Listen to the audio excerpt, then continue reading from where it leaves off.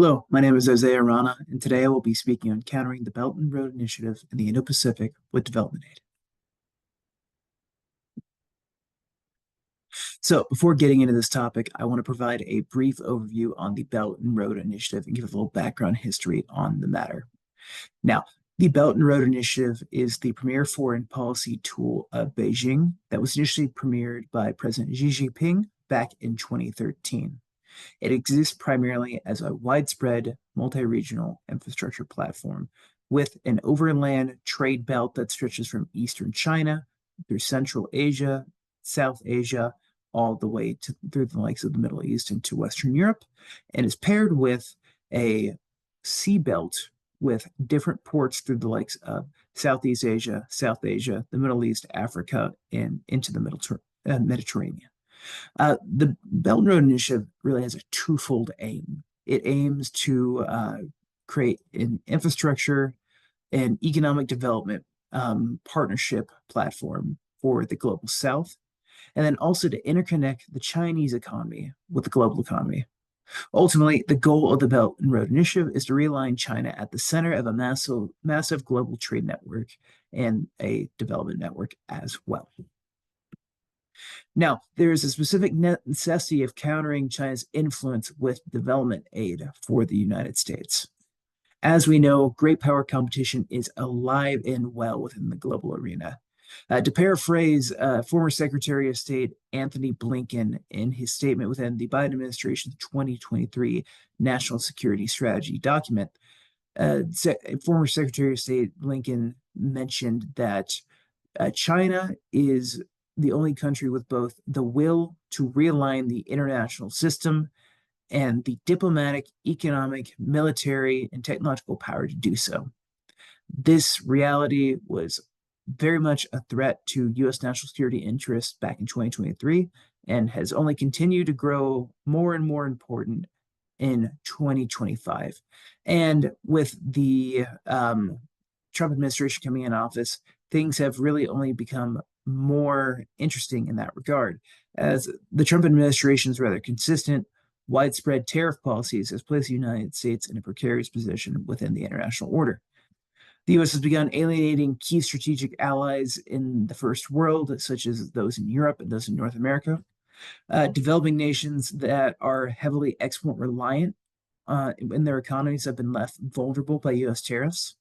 And China, in response, has further ingrained its stance as being willing and able as an economic partner to assist with infrastructure growth and development investment projects. And then you look at a scenario where the US is on the outside looking in economically, and then parlay that into a situation wherein China shows belligerence towards Taiwan, for instance.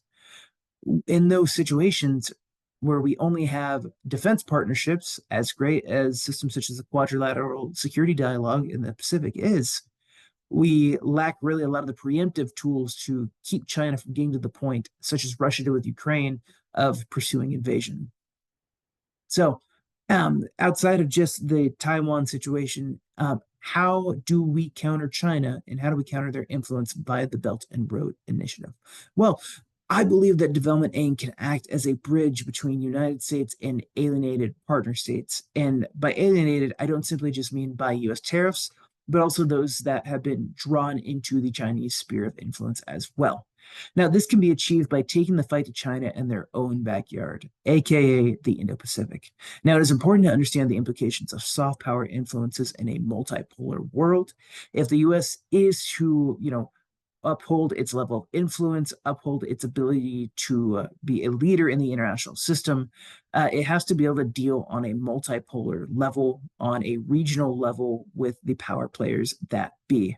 And I believe that two case studies in this instance for the Indo-Pacific, two prime targets in the region for countering China's aim in the Belt and Road Initiative are India and the Association of Southeast Asian Nations. And I'm going to detail this from a bilateral perspective with India and a multilateral perspective with the Association of Southeast Asian Nations. Now, India's place in the global community has always been one that is very unique. Since its independence post World War II, It has really been the historical face of the non-aligned movement, not really grafting onto the Western liberal order with the US and Europe, or really falling into the influence of the Second World with the Soviet system. India in the modern day has continued to grow in power to the point where they are a significant geopolitical power player, and even more so than you could say 5 years ago, even, where now they're taking the place of the US, where the US has drawn development aid and foreign aid out of certain regions. They have even stepped in partnership with other countries such as Japan and been an aid and a resource for disaster relief, for instance. But in this context of international affairs, India really exists as an island amongst its peers and amongst the geographically surrounding states. India has always moved to the beat of its own drum and has really focused on India first. So the question becomes ultimately, how does one crack the shell of the Indian subcontinent? Well, targeted sectors for development is how. A successful aid partnership with India can start by partnering with New Delhi on their own economic objectives. Rather than trying to just go for a friendly trade deal and trying to find ways to fit India into its own policy, Washington should take the stance of being an active partner with India in its own economic and development goals. For instance, agricultural development, looking into technology partnerships in their agricultural sector, as it is the largest and fastest growing sector of the Indian economy. Um, Looking into the agricultural sector, finding technology partnerships to create efficiencies and giving them greater market access to different regions of the globe for their agricultural goods.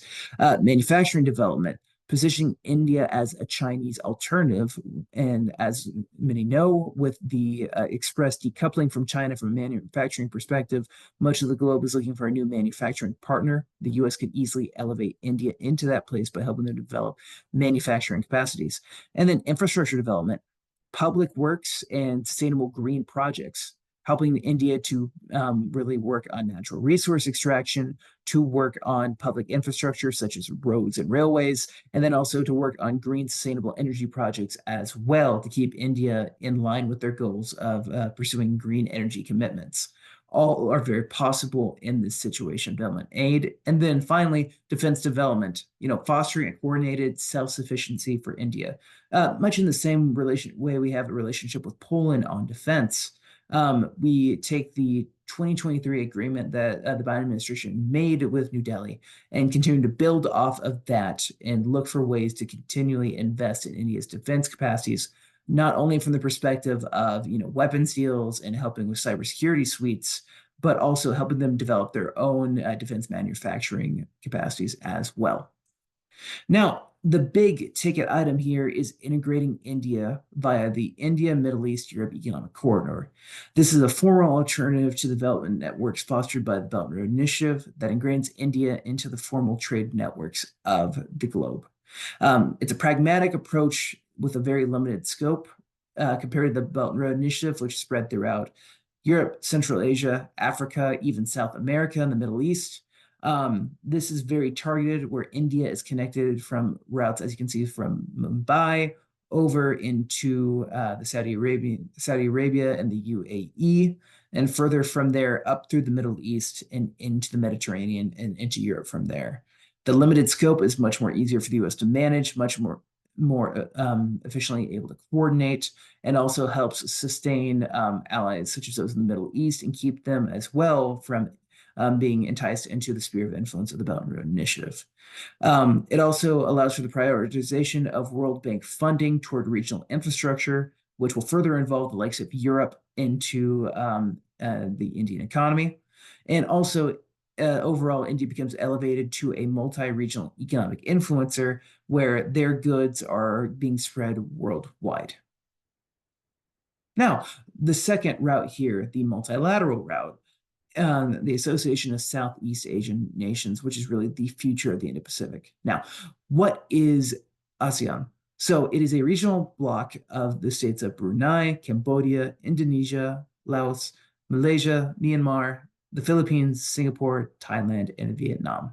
Founded in 1967 upon the principles of uplifting the region in line with the United Nations Charter charter principles. The Association of Southeast Asian Nations is very much a bloc split along the lines of economic gain and betterment and expansion in the region, really collaboration as well, and also shared security.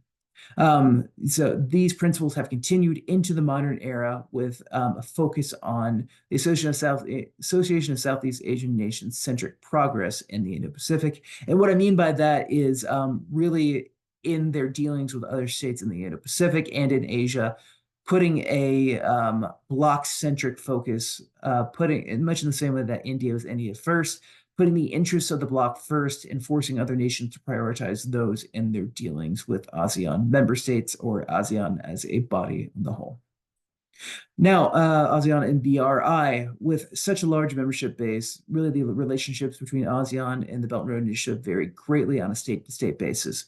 You see countries such as Vietnam and the Philippines, where they have consistent historical tension with China and ongoing tension with China, and they are either neutral or very much negative on specific projects with the Belt and Road Initiative, although they still do deal in Belt and Road Initiative projects.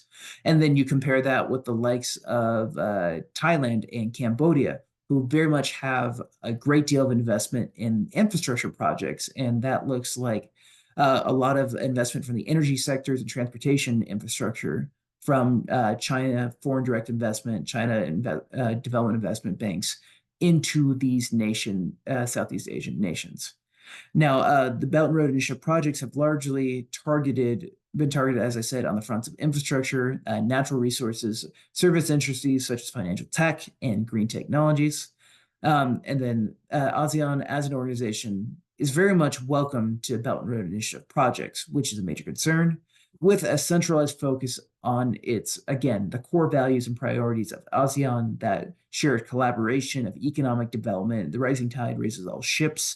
Really, so long as Belt and Road Initiative projects prioritize ASEAN states and their values, they are very much likely to be amicable to many of the Belt and Road Initiative projects. So what can we do to entice ASEAN as a bloc away from China? Well, I believe that the U.S. does have a boon in this sense, as targeting development efforts at ASEAN as a bloc rather than individual states is far more efficient. You're able to set up a lot more favorable trade deals with the bloc and deal with them on a regional basis. You can become almost an observer to many of their major regional meetings and really act as a partner to the bloc on a whole. Much in the same way that you have states from other regions of the world as observers to different regional bloc bodies, such as to say if you had a nation from the Middle East be an observer of a body in Africa, for instance, but that's just to give one example.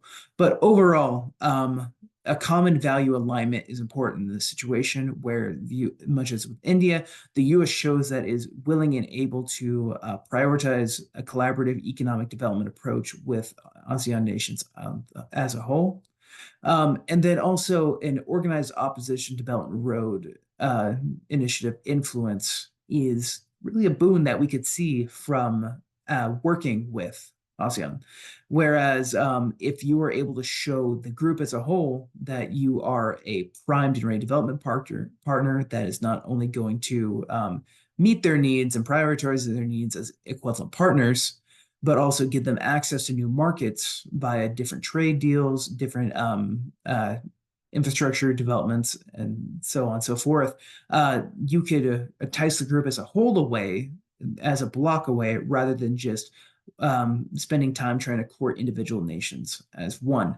And then you get into a couple other strategies for working with ASEAN, such as the utilization of the Blue Dot Network, which is a multinational private sector investment bank network that focuses on development aid, and factoring that in and bringing those private sector entities, whether they be development banks or companies, and helping pair them on a need basis with individual member states or on the whole with ASEAN as a conglomerate. And then also creating a cross-organizational collaboration between ASEAN and the Quadrilateral Security Agreement, which is better known as the Pacific Quad, wherein you can create, the US can be a facilitator for trade deals, defense deals, development deals between states such as Japan, India, and Australia, and the Southeast Asian nations, and help to further ingratiate them into a similar ecosystem, a similar sphere of influence under the US. That way, they're more open to US geopolitical strategy and US national security agendas on the whole. And there's a greater deal of alignment between all of these states combined. And so, another major aspect of this, just from our own international affairs and leadership program perspective, is consideration for heritage-driven leadership principles. And what I really keyed in on is weighing the trade-offs of responsibility and pragmatism. The U.S. really has to consider, does it view itself as having a responsibility to leadership in the international community? Does it really believe that it should be out there on the forefront, leading the ideological direction of the international community, whether that be economically or from a defense perspective? Or, like I mentioned early on, does it believe that autarky, being the island in the middle of the international system, and just being in isolation, is if that is more important? And then from there you get into the kind of the talk of constructivism versus realism. Is self-interest more important, or are non-governmental means such as humanitarianism, global self-development, things of that nature, are those to be more weighed and balanced as one more being more important than the other in a foreign policy and national security perspective? And really, it's a matter of understanding whether the values of humanitarianism, development, support for developing nations on the whole, are more important than geopolitical gains. And so that's really a discussion that the U.S. would need to have in that sense. And I think something, at least on my end, toward my bent toward a bit more of the development and humanitarianism side of things, is a quote from Ralph Bunche. And he famously said, that true power is not found in control of others, but in the ability to empower others. And I think the U.S. should keep that as, really an ethical base as they go, if they were to pursue this development aid, where, yes, influence is important, but it's about being an equivalent partner to the states you're working with, and lifting them up and helping them to pursue their own means of self-determination, rather than just focusing on development as a pure national security tool of influence for, individual gain. And granted, that is a bit more idealistic take, and it may fall a bit more to the wayside for me once I get into actual executable policies and a bit more of a pragmatic look into the international system, due to my more realism bent in operation and working sense. But it's something that I definitely have to consider in balancing my own morals, and it would have to be considered on the Washington level as well when approaching development aid in this perspective. So overall, the Belt and Road Initiative is a significant threat to U.S. influence as Washington withdraws from the world. Outside defense strategies equivalent, such as equivalent development aid, even though outside defense strategies are available, equivalent development aid is a significant path as well to solving many of the issues that we face with Belt and Road influence and pulling vulnerable nations into the Chinese sphere of influence. It's important that we take the fight to China in the Indo-Pacific via bilateral means, as evidence with India, and multilateral means as approaching blocs such as ASEAN for a more broad strategy. And it is imperative that the U.S. understands its own value proposition, whether it wants to pursue more constructive values such as humanitarianism and service to the global South, or if it wants to focus on a more realist sense of global policy and really try to key in on its values from that sense, and just putting geopolitical gain above all else. And I think from that perspective, if we are to go into a strategy of development aid and lead in that sense, the U.S. can properly create cohesion amongst its allies and really show that it is a beneficial partner state to both India and Southeast Asia, and that can erode a good deal of the influence that the Belt and Road Initiative has on states and the region. Thank you.